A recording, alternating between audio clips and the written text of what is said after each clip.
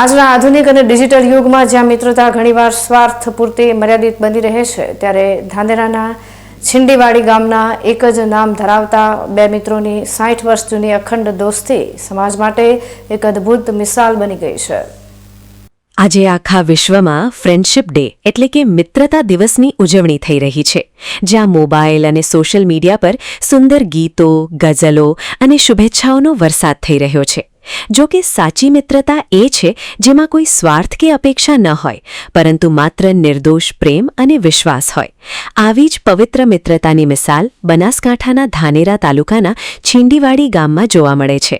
અહીં 1-2 વર્ષ નહીં, પરંતુ પૂરા 60 વર્ષ કરતાં પણ વધુ સમયથી બે મિત્રો અકબંધ બંધનમાં જોડાયેલા છે.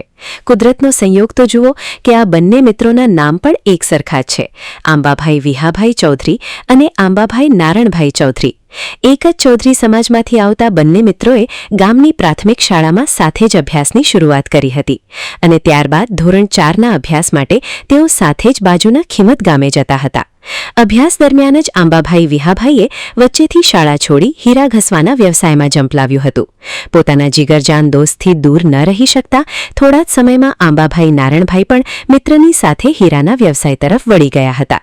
ત્યારબાદ શરૂ થઈ બંનેની સાથે રહેવાની, સાથે જમવાની અને સાથે રખડવાની એક અવિસ્મરણીય સફર. બંને મિત્રોએ વર્ષો સુધી ડીસા, પાલનપુર, નવસારી અને મુંબઈ જેવા મોટા શહેરોમાં સાથે રહીને હીરા ઘસવાનું કામ કર્યું હતું. હીરા ક્ષેત્રે સાથે કામ કર્યા બાદ બંને મિત્રોએ ગામડે પરત ફરીને સાથે જ ખેતી કરવાનો નિર્ણય લીધો હતો. સંયોગો પણ આ બંને દોસ્તોની સાથે જ ચાલતા હોય તેમ બંને મિત્રોના લગ્ન પણ એક જ દિવસે નિર્ધારિત થયા હતા અને બંને મિત્રો એક જ દિવસે બે અલગ અલગ ગામોમાં જાન જોડીને પરણવા ગયા હતા. સમય વીતતો ગયો, પણ સુખ, દુઃખ કે બીમારીમાં બંનેએ ક્યારેય એકબીજાનો સાથ છોડ્યો નથી.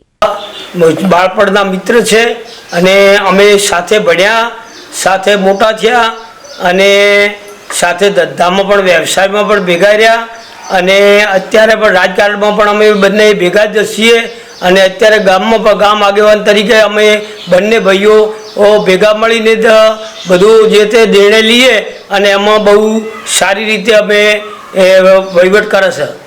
અને અત્યારે હાલ સુખ દુઃખમાં એમને કોઈ તકલીફ હોય, દુઃખ હોય તો હું દોડી જાઉં અને મારે કંઈ તકલીફ જેવું કે દુઃખ હોય તો એ દોડી આવે, મદદરૂપ ઓલા પેલાને થઈએ બંને ભાઈઓ. અને અત્યાર સુધીનું જીવન અમારું 63 વર્ષનું થયું, તો ધોરણ પહેલાંથી ભણવા બેઠેલા 5 વર્ષથી અત્યારે 63 વર્ષ સુધી અમે બંને એક જ છીએ. અને જો ઓલા પેલાથી હાથે ન બોલે કે ન પેલું થાય તો અમને ચેન પણ ન પડે અને બહુ એકદમ ગાઢ મિત્રો છીએ વર્ષોથી. અને ખેતીવાડીનો વ્યવસાય એ પણ કરે છે, હું પણ ખેતીવાડીનો વ્યવસાય કરું છું અને અમારો ધંધો અમે અમારી રીતે સંભાળી રહ્યા છે અને બહુ રાજકીય રીતે પણ અમારી વગ પણ ઓળખ પણ છે. આજના સ્વાર્થી યુગમાં જ્યાં પોતાના અંગત કામ પતાવીને મિત્રનો ત્યાગ કરનારા લોકો વધી રહ્યા છે, ત્યાં આ બે આંબાભાઈની જોડી સમાજ માટે આંખ ઉઘાડનારો દાખલો છે. આ બંને મિત્રોની સફર માત્ર રોજીરોટી કે ખેતી સુધી સીમિત ન રહેતા રાજકારણમાં પણ સાથે જ આગળ વધી હતી. ગામના વિકાસ માટે બંને આંબાભાઈ પોતાના ગામના સરપંચ પદ પર રહીને સેવા આપી ચૂક્યા છે. એટલું જ નહીં, બંને મિત્રોએ સાથે વળીને તાલુકા પંચાયત સદસ્યની ચૂંટણી પણ લડી હતી અને તેમાં પરાજયનો સામનો પણ સાથે જ કર્યો હતો.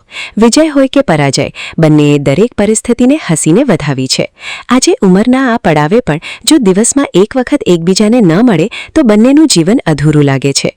આંબાભાઈ વિહાભાઈનું માનવું છે કે આજના ભાગદોડ ભર્યા જીવનમાં એક સાચો અને નિસ્વાર્થ મિત્ર હોવો ખૂબ જ જરૂરી છે. જો જીવનમાં કોઈ સાચો દોસ્ત સાથે હોય તો ગમે તેવી કપરી પરિસ્થિતિ અને મુશ્કેલ જીવન પણ એકદમ સરળ બની જતું હોય છે. મનની વાત રજૂ કરવા માટે પરિવાર સિવાય પણ એક એવા હૃદયના સાથીની જરૂર હોય છે જેની સામે માણસ પોતાનું દિલ ખોલીને હળવો થઈ શકે. આ બંને મિત્રોએ સાબિત કરી દીધું છે કે સાચો સંબંધ સમય અને સંજોગોથી પર હોય છે. ઓબાભાઈની વાત કરું તો અમે આમ તો જન્મથી ભેગા જ હેડ્યા, ભેગા બેઠા અને જિંદગી હીરા ભેગા કર્યા, રાજકારણમાં ભેગા આવ્યા. પછી ગમે તે હોય અને આજના યુગમાં જ્યારે ઓબાભાઈને થોડીક તકલીફ થઈ તો હું મદદગાર થયું, એ મારો મદદગાર થાય. એમને વચમાં થોડી બીમારી આવી હતી તો એમાં મને પણ દુઃખ થયું હતું. હું તરત જ દોડીને ગયો હતો, એમની સારવાર કરી. એ પણ બધું સારું હવે રેડી, એમને ઓકે થઈ ગયા છે કમ્પ્લેટ, હવે કોઈ ચિંતા જેવું નથી, એમનો ધંધો સારો ચાલે છે, અમારો પણ રાત દિવસ અમે રોજના એક દિવસ ભેગા ન થયા તો અમને ચેન ન પડે કે ભાઈ આજ ન મળ્યા, આપણે રોજ માટે મળવું જ પડે, રોજ ભેગું થવું પડે. અને આજના સમય પ્રમાણે ખરેખર મિત્રતા તો સાચવવી જ પડે. અને બીજા આજના યુવાનો છે એમને પણ આ કરવું પડશે, બધાને હળીમળીને રહેવું પડશે, સારી રીતે રહેવું પડશે.